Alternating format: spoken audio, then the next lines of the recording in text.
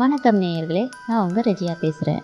ஒரு வித்தியாசமான கதை தொடருடைய இன்ட்ரோ தான் இது. அதாவது ஹரிச்சந்திரன் அப்படின்னு ஒருத்தரை நீங்கள் எல்லாம் கேள்விப்பட்டிருப்பீங்கன்னு நினைக்கிறேன். நான் ஏன் இப்படி சொல்கிறேன்னா, என்னடா ஹரிச்சந்திரன் ஒருத்தரை தெரியுமான்னு இவங்க கேட்குறாங்களே அப்படின்னு நீங்கள் நினைக்கலாம்.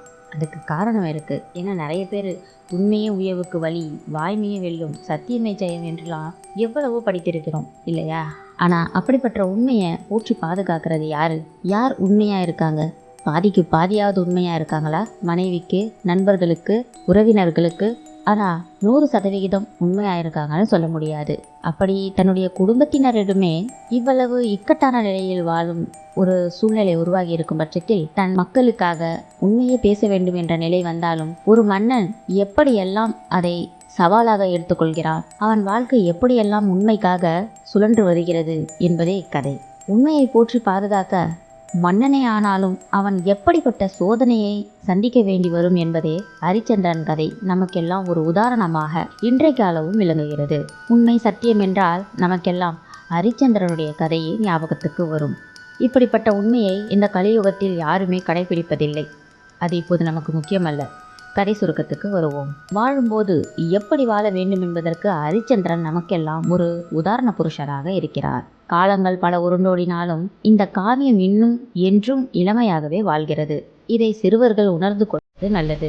சரி, கதையை பற்றி பார்க்கலாம். இந்த ஹரிச்சந்திர புராணத்தில் 21 தலைப்புகளில் கதை வர இருக்கிறது.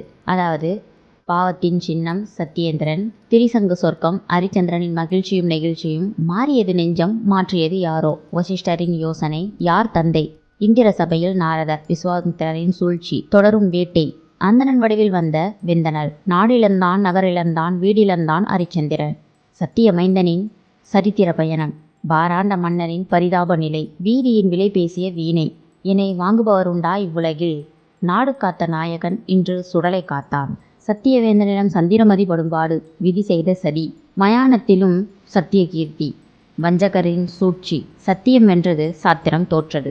இப்படிப்பட்ட 21 தலைப்புகளில் உங்களுக்கான கதை காத்து கொண்டிருக்கிறது. வழக்கம் போல் நடைமுறைக்கு உகந்தப்பட்டதாக இக்கதை இல்லாமல் விண்ணுலகம், மண்ணுலகம், சாபம், வரம், பூதம், பேய், பிசாசு மற்ற இன்னும் பல சுவாரஸ்யமான போக்குகளுடன் இக்கதை காணப்படும்.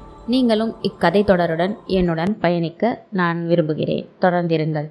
நான் உங்கள் ரெஜியா. நன்றி நேயர்களே, வணக்கம்.